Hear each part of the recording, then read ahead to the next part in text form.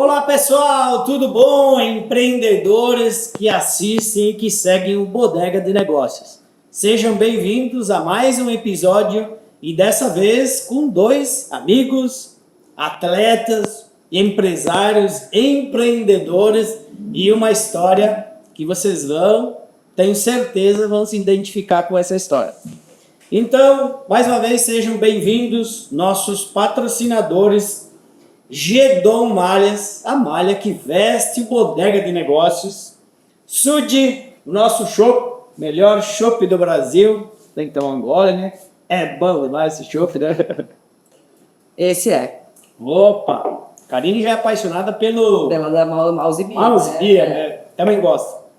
Hotel da Londres, rede de hotéis da Londres, então, referência aqui na Serra Gaúcha, em atendimento e o espaço acolhedor. Inclusive tem muitos eventos lá. Eu sei que vem para visitar a Serra Gaúcha, tem eventos, tem festivais, acompanhe as redes sociais lá e sigam o Hotel da Londres, nosso grande patrocinador. Casa de Carne dos Amigos. Eita, Tiziano, o que achou, Tiziano? Bom demais, como sempre. Tudo maravilhoso, muito bom. Esse Joel aí é muito fera. Joel é muito bom. E aí depois nós vamos falar do negócio do Joel ali. Hoje ele está fazendo eventos, está fazendo churrascos aí. Você tem evento, festas, aniversário, casamento, chama o Joel lá, só tem carne selecionada. É igual aqui pro Bodega, só carne selecionada. Eita, nós, Mercado Niquete, nosso amigo Niquete, Beto, grande abraço aí. As manas do Niquete, grande abraço, sempre bem atendido. E a gente nunca troca, né? São Francisco, Santa Helena, Botafogo, tá pra tudo que é lado esse Niquete. Usa, boa. Cave do Sol, nosso vinho aí, como é que tá o vinho, Marcelo? Sensacional. Especial, muito né? Bah, vinhos especiais, então, do terroir da Terra Gaúcha. Eita, da Serra Gaúcha. Grande Cave do Sol. E logo, logo, Família Passarim vai estar aqui com a gente. Não perca. É 90 anos de história. Eita, nossa. Auto Tradição Concessionária Volkswagen. Aí também, né, Júlio. Inclusive, sempre ficam ligados que sempre tem feirão lá. Agora tá tendo feirão Volkswagen mais. Isso tem que comprar. Eu adoro a Volkswagen, sou suspeito em falar, né? De Paolo Galeto, nosso amigo Emiliano, Paulo Jeremias, aqui estiveram também. Histórias fantásticas, então tem que acompanhar esses episódios e compartilhe inclusive os conteúdos lá. Grandes lições e dois grandes empresários, né? Elevatos, segurança eletrônica, nosso amigo Guilherme, grande Guilherme, também esteve aqui, nosso último episódio que a gente postou lá. Bora lá, volte e assista esse episódio também, que apesar de jovem, é um cara centrado, um cara tranquilo, assim, um cara fantástico, velho. Pode pisar no dedo dele e leva. Eita, nossa. Impulso Bento. Nós vamos ter o próximo episódio, nós vamos gravar com a Jucimar e nós gravamos com a CEO, né? Com a CEO, que foi a Maristela. Grande abraço, Maristela. Também foi um episódio maravilhoso. Grandes lições, grandes histórias, entendeu? O Bodega de Negócio proporciona para você, nosso seguidor e empreendedor. Então, bora lá, vamos começar o episódio de hoje com Fábio e Marcelo. Marcelo, que é atleta, Fábio, empreendedor, dois profissionais assim que a gente tá ansioso para saber a história deles. E antes estava no banco, agora já voltou para ser titular. Era só Karine, minha falta. Karine, seja bem-vinda. Obrigada. Não podemos esquecer, né, cara? Hoje vem pãozinho especial. Só pra mim. Ah, Karine. E eu não levantei a taça antes porque não é vinho. Bom, é suco. É isso aí. Então, Marcelo, Fábio, sejam bem-vindos e nós queremos saber, o Bodega de Negócios quer saber, de onde que veio a família Tiziane, o que vocês faziam quando eram jovens, o que o pai e a mãe faziam quando era jovem, lá em Ciríaco. Seria. Eita, já estamos sabendo umas histórias aí, depois vocês vão contar com detalhe. Beleza. Fala para nós como que era a família Ticiani, lá de Ciríaco. Beleza. Bom, primeiro eu quero agradecer o convite, né? Bagatini aí, meu amigo de longa data aí, a gente até brincou que nos conhecemos no futebol, né? Os dois apreciadores aqui, além de correr, também eu jogo aí, fiz grandes amigos aí. Muito obrigado pela oportunidade, né? E também conheci hoje uma nova amiga aí, então a gente já está muito feliz em poder participar aqui. Eu vou começar a contar um pouquinho, a gente vai interagindo aí para poder explicar um pouquinho, depois o Fábio também conta um pouco, mas, mediante a tua pergunta, da onde que a gente veio? Nós somos naturais de Ciríaco, né? É perto, uma cidade perto de Passo Fundo, é uma cidade pequena, né? Mas muito acolhedora, tenho meus amigos de infância lá, meus pais, né? Ainda moram lá, e sempre que a gente pode, a gente visita eles lá, né? E como tu me perguntou, como éramos quando criança, né? Cara, cidade pequena, a gente foi criado daquela maneira livre, né? Solto, muitos amigos, como eu disse, sempre fui jogador de futebol ali com a minha galera e tal. E o meu pai e a minha mãe sempre foram do comércio, né? Desde pequeno, e aí começa a nossa história, depois a gente vai conversando. A família Ticiani sempre teve loja, né? O nosso pai com material de construção, né? E a mãe, que era do lado da loja, no mesmo prédio, tinha tecidos e confecções, né? Então trabalhavam nesse setor aí. E nós, desde pequeno, meu pai já nos levava, né, na loja para a gente começar a trabalhar. Nos criamos dentro do comércio. Exato, então fomos criados ali, né? E aí, com o tempo, até eu lembro, vou contar um pouquinho da minha, depois o Fábio conta um pouquinho da dele. Como eu gostava muito de sair jogar com meus amigos, o pai sempre dizia, olha, então tu vai trabalhar de tal horário até tal horário, depois eu te libero para você jogar, senão você não podia. Então a gente já começou, desde aquela época, já revezamento, né? E entender o compromisso e entender a importância do engajamento. Exatamente. O Fábio quer contar um pouquinho? Como o Marcelo falou, né?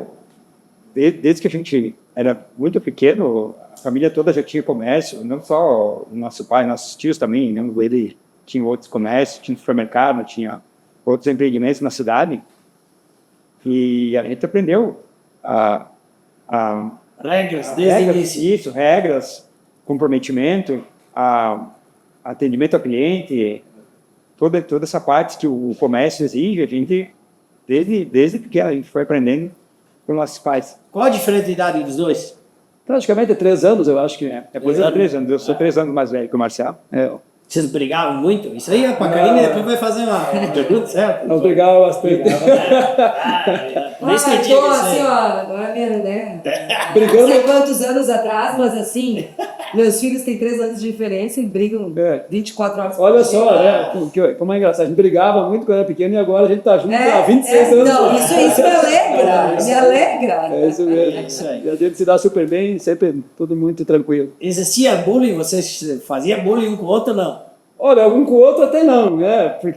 Mas eu tinha, na minha época era muito bullying, né? Até eu brinco hoje, nossa, eu tinha muitos apelidos, né? Mas sempre levei de boa, sempre brinquei com todo mundo e, cara, você levava até isso como onde assim, uma facilidade para amizades, né? Não tinha muito problema. E a gente vai adquirindo resiliência com isso. Hoje em dia eles estão com uma dificuldade grande também de lidar com algumas questões. Qualquer briga, depois...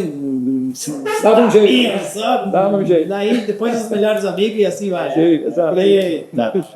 Mas é isso aí. Então, já vinha do berço lá com os pais lá e vocês já vinham analisando como é que era atendimento, como é que era cliente, como é que era o comércio. Então, aí que tá. Olha só, então, até já puxando um gancho, né? A gente praticamente, então, desde o começo, a gente já trabalhou dentro desse setor, né? Que hoje a gente somos engenheiros civis, né? Os dois aqui. E, então, desde o começo, a gente trabalhou ali com o pai na material de construção, a mãe sempre junto também, né? Do lado, como eu falei. Então, a gente sempre vivenciou ali. Trabalhamos com... Imagina, a gente atendia... era eletricista, era encanador, era o pedreiro, né? Então, nessa convivência aí, além de... eu diria assim, a gente acabou aprendendo muito sobre vendas, né? E também... trabalhando no setor, praticamente meio que destinou, né, para onde que iríamos quando fôssemos trabalhar num profissional, né, para escolher nossa profissão, né. Eu tinha, desde lá. eu tinha umas outras ideias, né, quando eu era menor, né, eu Eu tinha lá no começo, porque o pai também, além da atividade ali do comércio, ele tinha também a parte da fazenda, né? Então ele tinha lá, né, o gado, tinha toda essa parte, então ele nos levava também para essas atividades, era bem legal e tal. Hoje eu dou mais valor. Na época eu queria ficar mais na cidade e tal, mas hoje eu dou mais valor, acho legal. Então eu tinha uma época que eu queria muito ser criador de cavalo, né? Eu adorava e tal. E depois, outras coisas que eu queria muito era jogador de futebol, né? Por terceiro, era ser um cantor, mas também não ia dar, né? Jogador de futebol talvez tivesse chance, mas cantor não. Mas assim, profissionalmente mesmo, eu estava destinado ali praticamente como engenharia, porque a gente vivenciou isso desde o começo, né? Então, Desde o início. Vivenciou, e aí vem a minha pergunta, então. Vocês vivenciaram isso, vocês foram criados dentro desse ambiente. Exatamente. E eu não tenho como não fazer essa pergunta, meio que psicológica, né, que está por detrás. Mas e a paixão, ela surgiu ou vocês aprenderam a gostar dessa área? Porque vocês escolheram engenharia porque vocês estavam acostumados aí, né, a trabalhar, e aí vocês seguiram nesse, não é mais um ramo, mas vem desse ramo, sim, né? Sim. Mas e a paixão? Como é que vocês descobriram essa paixão? Assim? Olha, eu entrei na faculdade antes, né? Sou um pouco mais velho. E, na verdade, como uma cidade pequena, e a gente trabalhava nesse ramo de materiais, conhecia materiais e tal. E aí foi uma época que estavam surgindo bastante construções de cidade. E aí, tipo, a gente começou a ver qual era a função do engenheiro. Tinha um engenheiro na cidade lá, que é meu amigo até hoje. E tipo assim, eu acho que influenciou bastante em escolher a profissão. E você sentiu esse gosto pela lá atrás, hoje, né? Mas lá atrás, assim, ó, entender qual era a função, né, da criação de vocês, daquilo que vocês vivenciaram para a escolha que vocês tiveram hoje. Acredito que sim, acho que foi crucial o ambiente que a gente estava e a inspiração e a coisa que estava acontecendo naquele momento, né? O que estava acontecendo na cidade e pessoas que a gente conheceu. E também, no meu caso, porque também a matemática sempre foi uma coisa que eu gostei muito. E também eu tenho relacionado. Então, é uma coisa que, poxa, me ligar aqui, eu acho que eu vou bem, porque eu gosto, sei bem, e tá tudo a ver com a área de engenharia, matemática, produção. Eu tenho uma história parecida, desculpa aí contar, tem uma história parecida assim, com o seu Domingos, né? O seu Domingos falava com os filhos dele e tal, aí cada um estava estudando e tal, cada um fazia uma coisa, e chegou numa altura do campeonato lá que ele falou para os filhos dele, 3 filhos, né? Hoje os três trabalham na empresa, mas chegou numa altura do campeonato que ele falou para os filhos dele, e agora? O que vão fazer? A empresa desse tamanho aqui, para mim e para a mãe, tá tudo certo. Sustenta uma família, tudo certo. Agora, vocês têm que decidir. Ou vocês seguem cada um a profissão de vocês, e a gente fica por assim, ou a gente amplia a empresa e vocês trabalham todo mundo com a gente. Certo. E aí os filhos decidiram, não, nós vamos trabalhar na empresa. Mas que legal. Cada um se profissionalizou numa parte, o administrativo, o outro TI, o outro produção, e para dar sequência na vida. E o que me chamou a atenção, a frase que o seu Domingos falou lá, não, a frase que o Diogo falou, né? Ele diz assim, e nós buscamos conhecimento para a empresa. E hoje a empresa, assim, a Gedon Males, né, a empresa do seu Domingos, e é uma das, está entre as 5 maiores do estado do Rio Grande do Sul, e é aqui mesmo, a Gedon Males. Então foi uma história, assim, fantástica, né? 3... Mas aí é a questão dos pais também poderem dar essas possibilidades, né? E darem essa base, a importância de algumas competências e alguns valores que são importantes para a gente poder construir um legado também, né? Até respondendo também a questão que me pediu aí da paixão, né? Eu e o Fábio, a gente se dá bem super porque, tipo, a gente é irmão e tem um perfil um pouquinho diferente, né? Na época da infância, ele sempre gostou muito do computador, na época tinha o curso da datilografia, enquanto ele ia fazer lá, eu jogava futebol com meus amigos. Mas a gente tem 2 perfis um pouco diferentes, né? Mas um completa o outro nesse sentido, então por isso acho que dá super certo. E tu falasse aí da questão da paixão, sim, eu acredito que eu também sempre me fui apaixonado por isso, porque desde a época lá, vivenciando, né, atendendo, eu gostava muito de ir nas obras, eu gostava de fazer as entregas, porque eu queria entregar e ver como é que era feito, né? Então eu levava muitas vezes o cimento, aí sempre gostei muito de conversar, então eu ficava batendo um papo de vez em quando, até levava um xingão do pai, cara, você vai lá, tu demora muito tempo para voltar, é que eu ficava lá. Era do relacionamento, né? Isso. E aí, assim, eu não me vejo hoje, sinceramente, né, como outra profissão. Tanto é que quando o Fábio entrou na faculdade, ele entrou, e eu não vi a hora de terminar meu segundo grau, porque eu também queria fazer engenharia, né? Então foi bem bacana, assim, acho que uma trajetória que estava traçada realmente, assim. E que legado bonito, né? Que vem se construindo, né? Essa família entre os irmãos. Ah, tá, bem bacana nesse sentido. Isso é muito bom. E qual foi a idade, assim, ó? Daí depois lá, fomos estudar, já viram que a profissão ia ser essa aí, e já ia fazer as entregas tudo. E que idade, assim, que vocês chegaram à conclusão de dizer, não, é isso aqui que nós vamos fazer? Decidiram os dois juntos, antes foi um, foi outro, depois?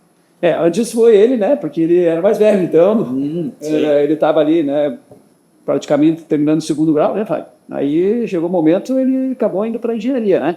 E eu ainda estava aqui no segundo grau, ali, iniciando, mas, como disse, não tinha, na minha cabeça já estava definido o que eu faria, né? Também queria seguir a mesma carreira de engenharia. E até, falar bem a verdade, como o Fábio disse, que ele até viu que vai funcionar o engenheiro e tal. Eu sabia como o engenheiro da cidade ali trabalhava, né, que ele fazia as casas, mas bem certinho o que fazia, eu não sabia. Daí até me lembro, contar uma história rápida, quando eu entrei na faculdade, a minha expectativa era, são 5 anos de faculdade, né? Minha expectativa é, já entrar sabendo como é que sentava o tijolo, como é que fazia o concreto e tal. E em vez, no início da universidade, você aprende muito embasamento. A gente tem anos de cálculo, né, de outras matérias ali que eles embasam bem para você depois fazer engenharia, porque existe muito cálculo e tal. E eu, então, no começo, fiquei meio indignado. Eu disse, poxa, não, quando é que eu vou aprender realmente a construir, né? E, então, a gente tem essas passagens, mas foi tudo muito legal. Eu acho que isso aí é talvez uma incógnita que todo profissional, né? Todo profissional, ele chega nessa inclusive, eu fiz um curso de corretor, tá? E falei, como é que eu aprendo? Como é que eu faço isso? Como é que faço aquilo? Aí o dono da corretora, ele falou assim, ele disse, Valentini, você fica tranquilo, cara. Ali tu vai estudar, tu vai aprender o beabá e tal. Agora tu vai aprender mesmo na lida. Tu vai aprender quando tu vai fazer o negócio. Sim. Mas eu acho quando a que gente chega no bacharelado, que é o caso da engenharia ou da psicologia, ou enfim, né? Sim. Ele tem essa base epistemológica muito maior. Então, ele tem todo um embasamento teórico que dá sustentação de qualquer coisa. Sei lá, eu fico pensando, né?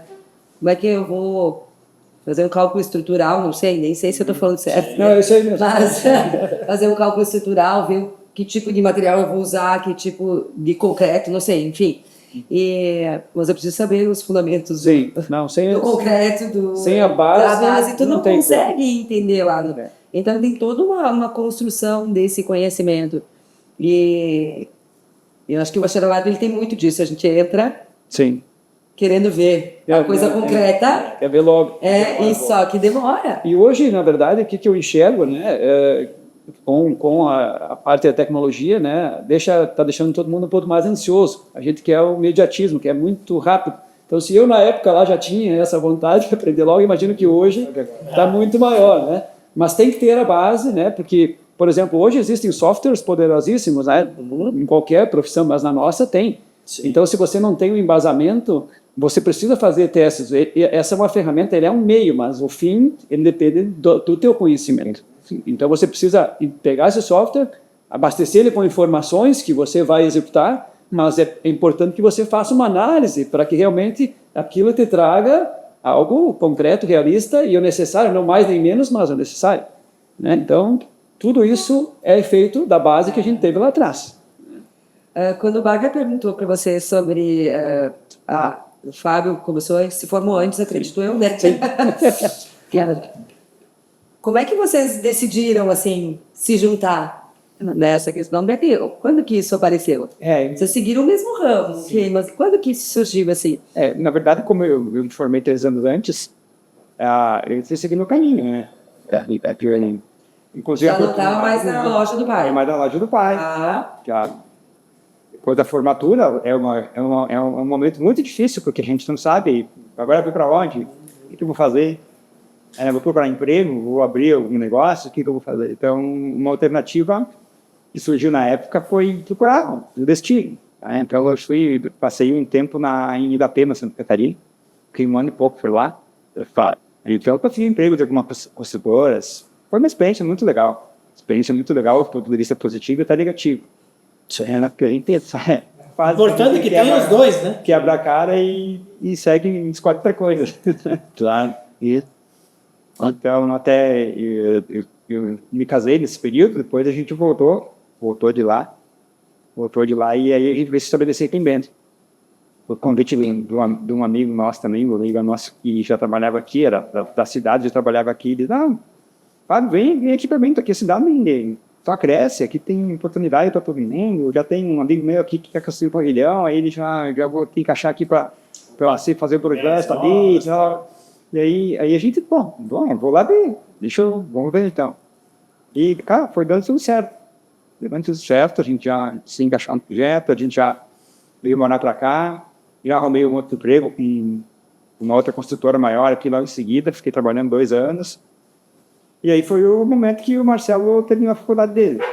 Ele estava trabalhando aqui, até aproveitar o gancho, e eu me lembro como se fosse hoje, tem uma feira muito conhecida aqui no Rio Grande do Sul, que é a Construsul, né?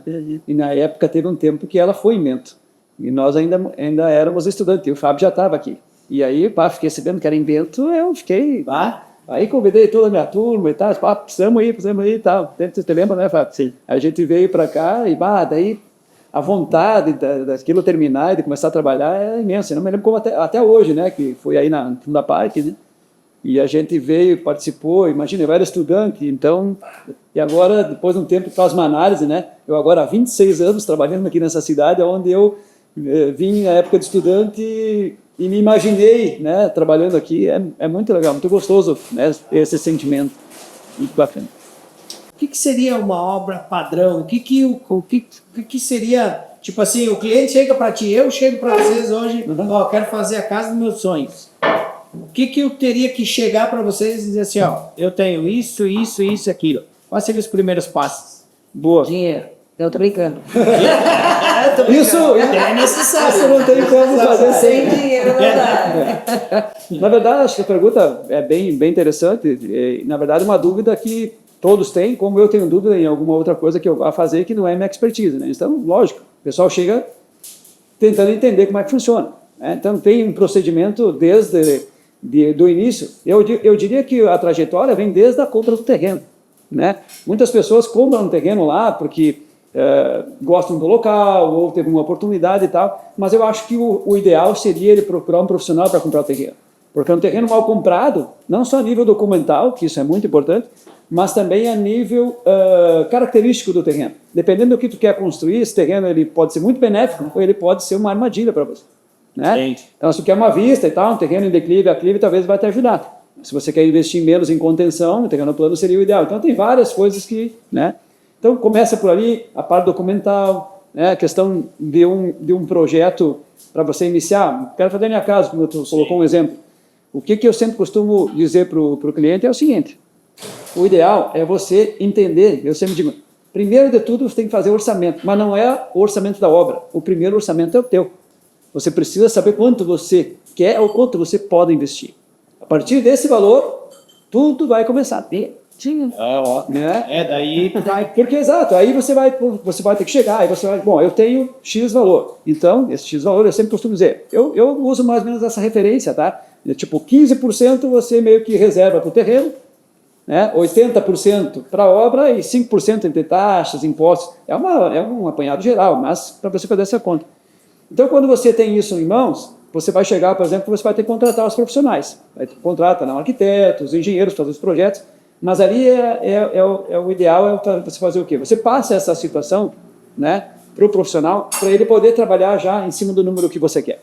Que aí os projetos serão feitos já perseguindo esse valor. Então, profissionais que conhecem os materiais, que já têm conhecimento, eles vão acabar te ajudando, você ajudando eles e eles te ajudando. Então, está começando sendo perseguido. Olha, eu só tenho, estou jogando um cenário aqui, vou jogar um número, 800 mil para fazer a minha casa, por exemplo. Então, esse profissional sabe que a metragem quadrada não pode explodir de tal valor, porque senão não tem milagre, né? Ele vai olhar o terreno, se o terreno tu comprou bem, tu comprou mal, aquilo só, né, o teu interesse é fazer plano no final e você tem um declínio, então você vai ter que fazer uma contenção, vai ter um valor que você desconhece agora, vai ter. Então tudo isso influencia. E aí, a partir do projeto bem feito, né, já perseguindo, seria o ideal, você acaba chegando no valor que você perseguiu desde o início, muito próximo, né? E a partir daí a gente entra com expertise para a construção. Ótimo. Mais ou menos um apanhado geral, não sei se respondi. Não, mas eu Eu acho já que é isso colocar aí. alguma coisa, não sei se é mais ou menos por isso. Né? Tem mais alguma conta aí que ficou fora? O cálculo estrutural, é importante tu dizer, porque isso aí, Eu vou valor para os projetos.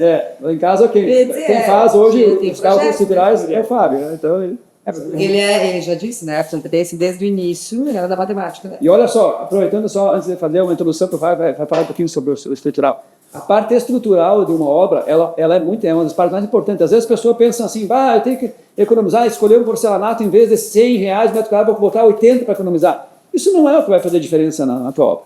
Só para ter uma ideia, o projeto estrutural, a estrutura entre infraestrutura, que são fundações e tal, e até a parte de concreto final, pode equivaler a 25% do imóvel. Então, nós estamos falando de uma casa de R$1 milhão, 250 mil só concreto. Estrutura. Então, se você fizer o projeto errado, você vai gastar um monte. Então, Não otimizar os materiais. veja quanto importante é essa parte. Mas, Fábio, coloca um pouquinho. Como eu estava falando, eu acho que um dos grandes erros de quem vai querer construir, fazer a sua casa, dos sonhos, daqui a pouco não passar esse valor, qual é o Porcentagem para o limite que ele tem para investir. Já muitos casos já aconteceu para a gente de chegar um projeto fantástico, coisa mais linda, espetacular, só que o orçamento pode. No dia. Aí o cliente chega e diz, não, meu Deus, mas era ao dobro do que eu poderia. Talvez faltou eles começaram a trabalhar, faltou jogar claro com o projeto. Ser transparente. Ser transparente.